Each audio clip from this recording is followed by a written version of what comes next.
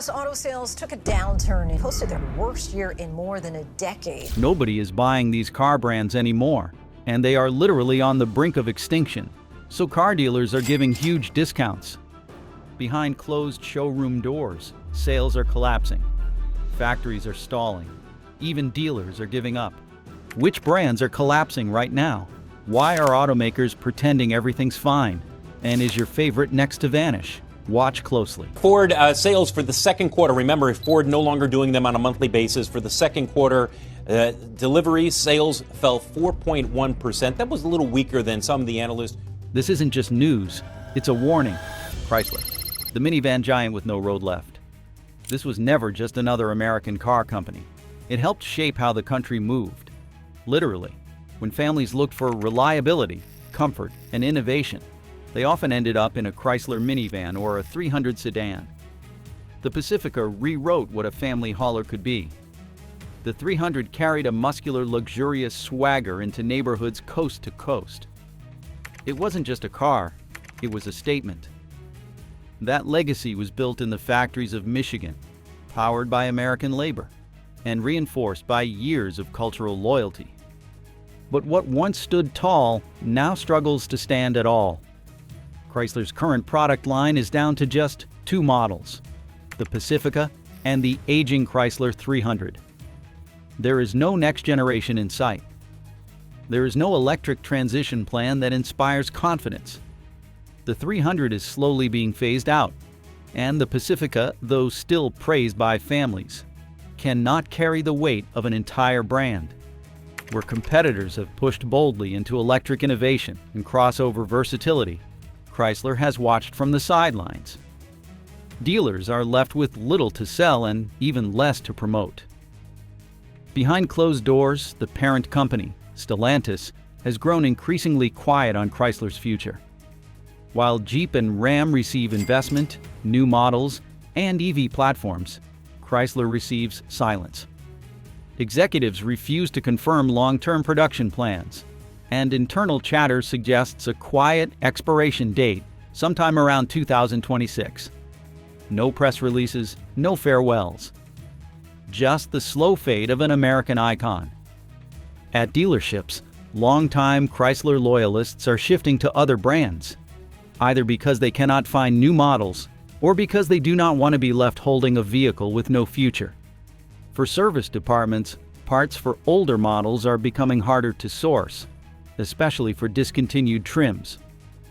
Even fleet buyers, once the steady backbone of Chrysler's volume, are moving toward hybrid and electric alternatives from more aggressive automakers. It is not just about numbers. It is about symbolism. The decline of Chrysler reflects something deeper, the vanishing of a certain kind of American car ethos, one rooted in large cabins, smooth rides, and generational familiarity. Now, Chrysler's identity feels unmoored, its mission statement forgotten. It is the kind of slow-motion collapse that makes you realize it is over only when it is already gone.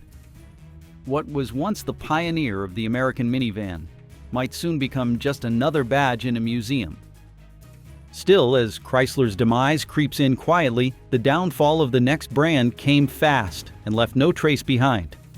Look, we connected the dots between failing models, canceled investments, and real-time buyer rejection.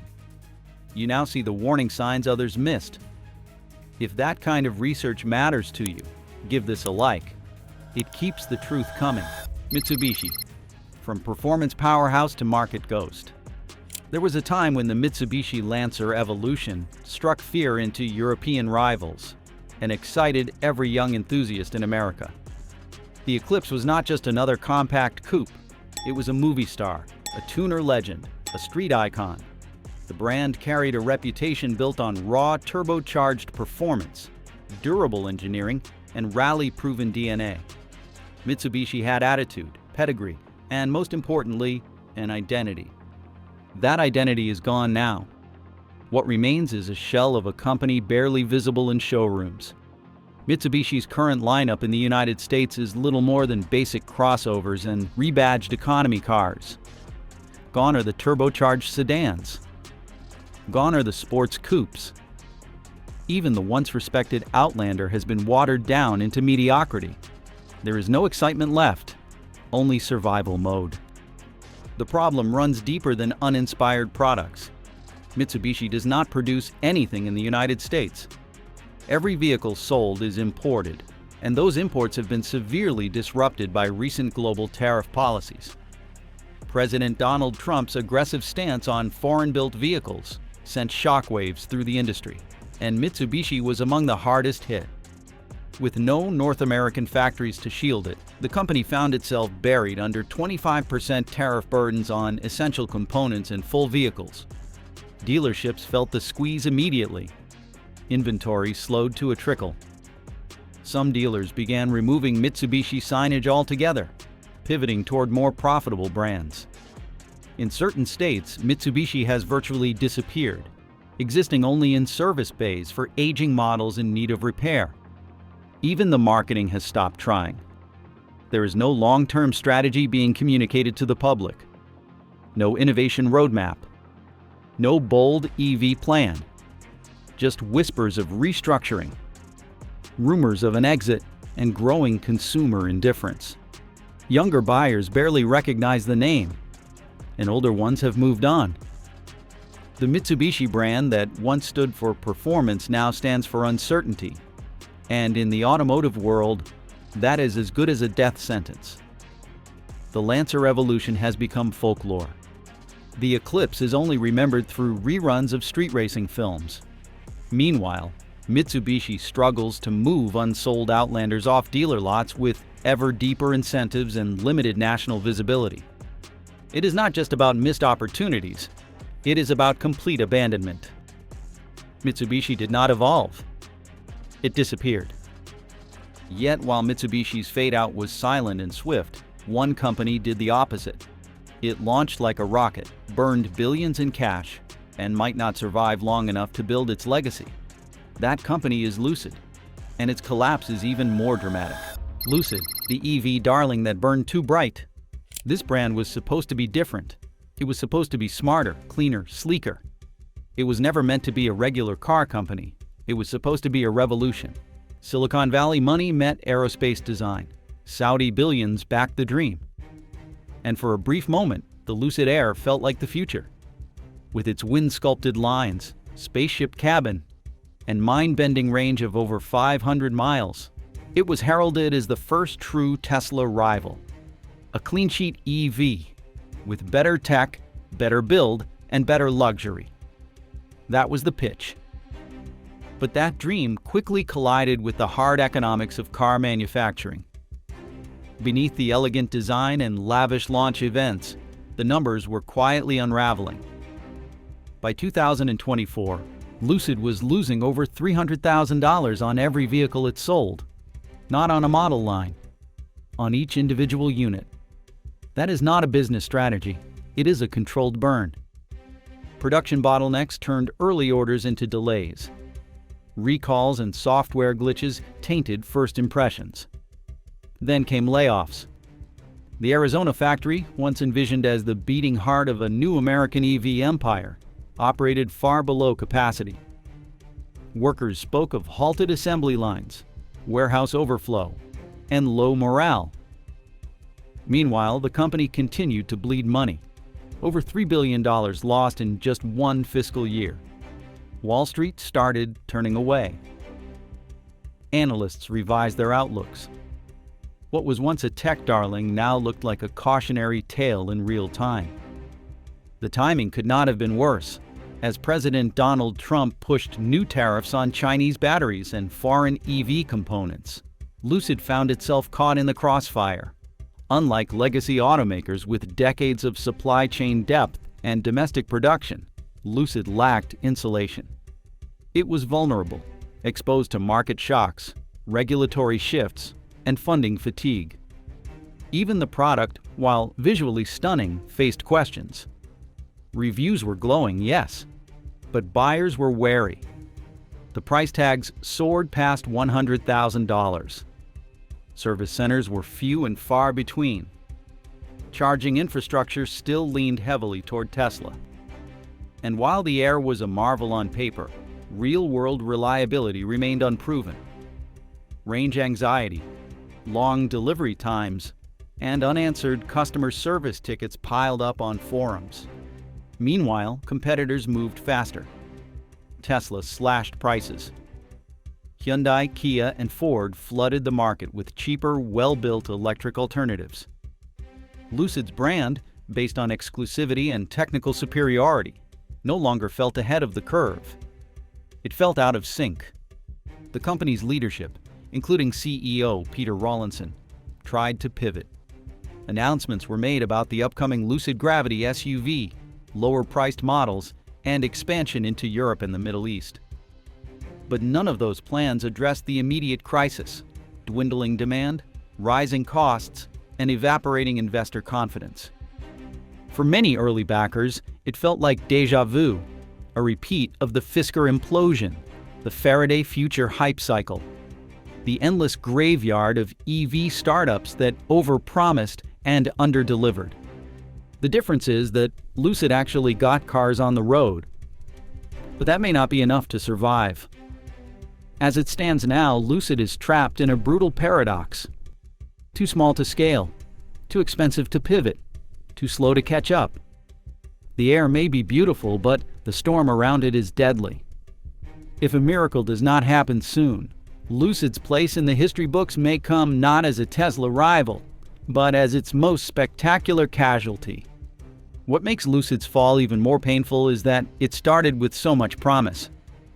But that promise unraveled in public, and in luxury markets, perception is everything. Lucid collapsed under the weight of its ambition.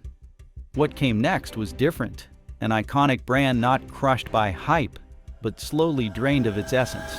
Jaguar, the luxury cat with no lives left. It once symbolized British motoring elegance at its finest.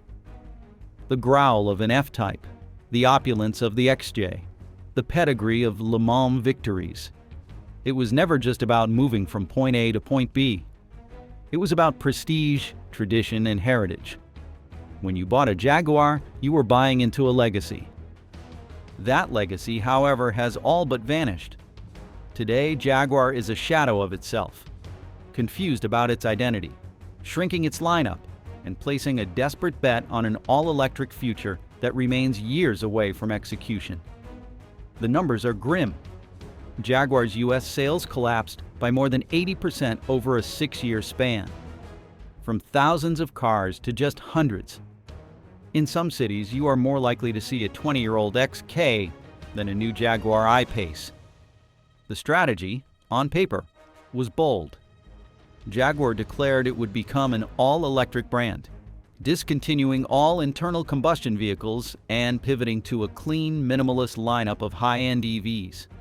The problem is, they made the announcement without delivering the product. The current EV offering, the I-Pace, was meant to compete with Tesla's Model Y or the Audi e-tron. Instead, it languished with outdated tech, software hiccups, and minimal brand pull. New models have been delayed multiple times. Concept sketches have replaced real vehicles. Meanwhile, traditional buyers feel abandoned.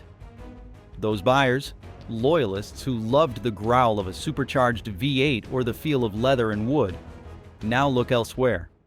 Some shift to German rivals like Mercedes-Benz or BMW.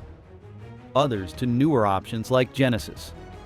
Jaguar's core customer base has eroded, and no new demographic has taken its place. Behind the scenes, the parent company, Tata Motors, is bleeding cash. Jaguar Land Rover's combined financial reports reflect a brand under siege.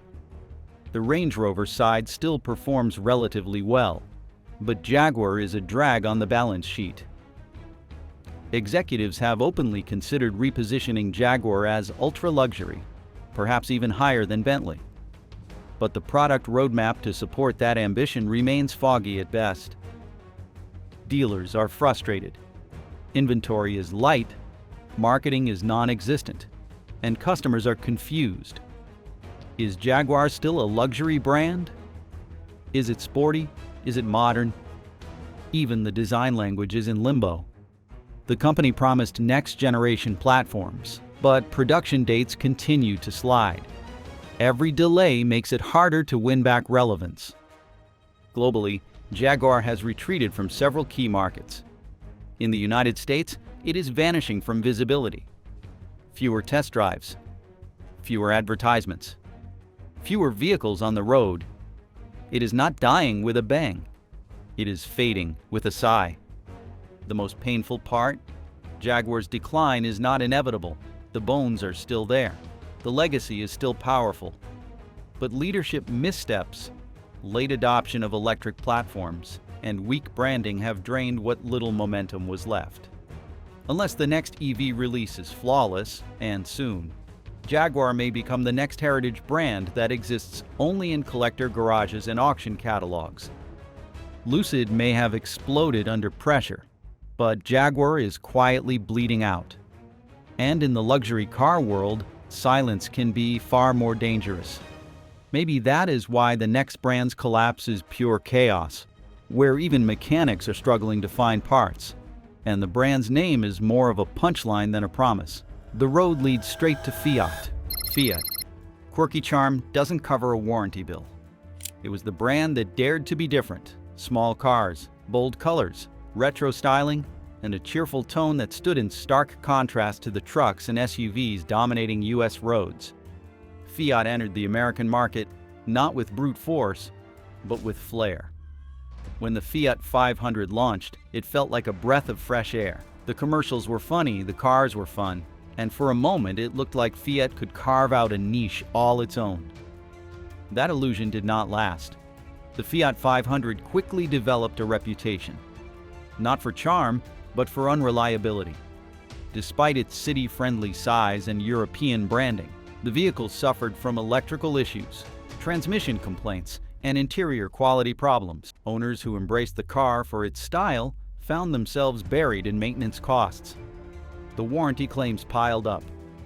Service departments were overwhelmed. Resale value plummeted. The fun faded fast. Then came the sales crash. After an initial surge, Fiat sales in the United States dropped off a cliff. From over 46,000 units in its best year, down to fewer than 2,000 units annually by the time the COVID-era supply chain chaos began to settle. It was not a decline, it was an abandonment. And Fiat's response? Silence. Dealerships that had invested in Fiat-branded showrooms quietly repurposed them. Some converted into Jeep extensions, others shuttered entirely. Parts availability became a nightmare, and mechanics started warning customers not to buy them, even if they were heavily discounted. Warranty support weakened. Fiat simply stopped competing. Stellantis, the parent company formed through the merger of Fiat Chrysler and France's group PSA, has done little to clarify the brand's future. Instead, it has focused energy on Ram, Jeep, and Dodge. In investor calls, Fiat barely gets a mention. Internally, insiders report that the North American arm of Fiat is effectively in maintenance mode. No new models, no development pipeline, and no hope of revival unless something radical happens. Buyers took notice. Fiat became a warning sign in online forums, not an opportunity. Pre-owned 500s can now be found for under $4,000, but only the bravest, or most mechanically inclined, take the risk. The brand's quirky image, once a strength, became a liability. Cute no longer meant cool. It meant unreliable, impractical, and unsupported. There is still a heartbeat in Europe. Fiat continues to sell in Italy and parts of the EU, where infrastructure and urban density make small cars more viable. But those models do not always comply with US safety or emission standards. Without investment in localization, Fiat simply cannot scale here. What is striking about Fiat's downfall is how little resistance it met. The American market did not fight the brand. It ignored it. And in an industry where perception is everything, being forgotten is worse than being hated. Fiat may still technically exist in North America, but functionally it has vanished. It is not just about bad products. It is about vanishing support, collapsing trust, and the total absence of a comeback plan. Still, Fiat's exit was clumsy and visible. The next brand slipped away with barely a sound, and it left owners stranded, parts unavailable, and dealerships in legal limbo. Welcome to the ghost story of Suzuki. Suzuki, the vanishing brand no one noticed. Their exit from the United States might be the most quietly devastating retreat in modern automotive history. There was no press conference, no government bailout, no tearful farewell from loyal fans. One day the signs were up, the next day they were gone, and for many Americans, Suzuki's disappearance did not even register until they tried to get their car fixed. Suzuki's peak years in the United States were never chart toppers, but the brand had a consistent, if modest, presence. Vehicles like the Grand Vitara, the SX4, and the Kizashi offered affordable alternatives to pricier Japanese and Korean rivals. Suzuki's reputation centered around budget practicality, four-wheel drive capability, and mechanical simplicity. For buyers in rural areas or small towns, Suzuki was an accessible choice, often hundreds or thousands of dollars cheaper than comparable Toyotas or Hondas. That affordability came at a cost. The interiors felt dated, the technology lagged, dealership coverage was thin, and then came the fatal blow. Suzuki filed for Chapter 11 bankruptcy protection for its U.S. arm in the early 2010s. While the company continued global operations, especially in Asia and India, it abruptly exited the U.S. auto market, leaving its American customers behind. Owners were left with cars they could no longer service easily. Dealerships were cut loose. Warranty programs stopped honoring claims. Parts availability became erratic. Even routine repairs like brake jobs or powertrain fixes became weeks-long ordeals. Mechanics had to cannibalize parts from junked Suzukis just to keep some customer cars running. The Kizashi sedan, once seen as a bold competitor to the Honda Accord or Volkswagen Passat, vanished overnight. No resale support, no certified pre-owned programs, no trade-in value. The resale market collapsed. Owners found themselves upside down on financing, stuck with vehicles that could not be resold, repaired, or trusted for long-term ownership. Meanwhile, Suzuki's name all but disappeared from the national conversation. No advertisements, no legal settlements, no attempt to re-engage with American consumers. Internationally, Suzuki was thriving, especially in India, where its Maruti Suzuki partnership dominates the market. In Japan, it still sells K-cars and motorcycles, but none of those efforts were redirected toward a U.S. rebound. Even a decade later, Suzuki's exit remains a cautionary tale in industry circles. It was not a failure of design. It was a failure of presence, a failure of support, a failure to commit to a market that required investment, communication, and resilience. Without that, Suzuki simply gave up. Today, seeing a Suzuki on U.S. roads is like spotting a relic. The brand holds no place in modern buyer guides, and its vehicles, still floating in the used market, are often flagged as high-risk purchases. Not because they were inherently bad cars, but because they now exist without a manufacturer. It is a strange kind of extinction. Not with a scandal, not with a firestorm, but with a shrug. Suzuki walked out the back door of the American market and never came back. And for thousands of owners, that silence was louder than any recall. Suzuki left behind nothing but stranded drivers and empty parts bins. But before we reveal the final brand on this list, we need to talk about a few honorable mentions that are barely hanging on.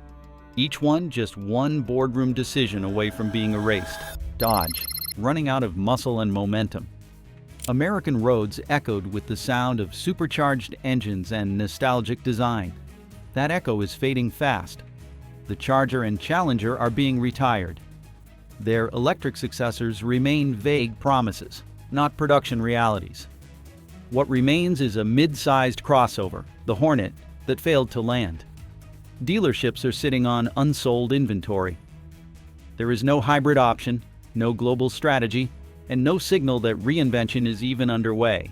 Parent company Stellantis is pouring resources into Ram and Jeep. This division, once defined by attitude and speed, is now drifting without direction. Muscle can only carry a brand so far.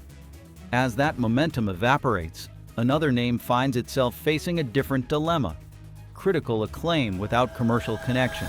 Genesis, Hyundai's luxury gamble in free fall. Born with impressive designs and competitive pricing, this brand garnered praise for sedans like the G70 and SUVs like the GV80. Yet, many consumers remain uncertain whether it is a true luxury player or just a fancier version of Hyundai. The lack of dedicated dealerships and inconsistent electric vehicle rollout have stalled its momentum. Marketing efforts fail to clarify its identity, and supply issues hamper growth. Without a strong retail presence and clear brand message, it risks falling into the same trap as many premium spin-offs, critically loved but commercially overlooked. Look, Genesis still has time to course correct. What follows is a brand with no such luxury, one that dazzled critics, disappointed owners, and now teeters on the edge with nothing left to anchor it. Alfa Romeo. Beautiful, broken, and almost gone. It had the looks. It had the history. It even had performance credentials that earned praise across the industry. The Giulia and Stelvio stunned on test drives. But real-world ownership told a different story, one full of frustration, unreliability, and disappointment. Electrical gremlins, failing infotainment systems, and erratic service experiences turned admiration into regret. The Giulia Quadrifoglio, a Ferrari-influenced super sedan with nearly 500 horsepower, was heralded as a future classic. Yet owners reported check engine lights after a few hundred miles. Parts delays spanned weeks. Dealerships lacked experienced technicians. Extended warranties became lifelines, not luxuries. For a brand trying to re-establish itself in America, Alfa Romeo forgot the basics: reliability, service, and value retention. Resale value for Alfa Romeo vehicles is among the worst in its segment. The Giulia can lose nearly half its value in less than 2 years. The Stelvio fares little better. This is not a niche issue, it is systemic. Even when heavily discounted, Alfa Romeo vehicles struggle to leave dealer lots. Enthusiasts love them until the repair bills come due. Meanwhile, the brand has failed to expand its lineup. Promises of a two-door sports car, plug-in hybrids, and even an electric hot hatch have remained vaporware. The Tonale, Alfa's attempt at entering the compact crossover market, was met with indifference. Styling could not save it.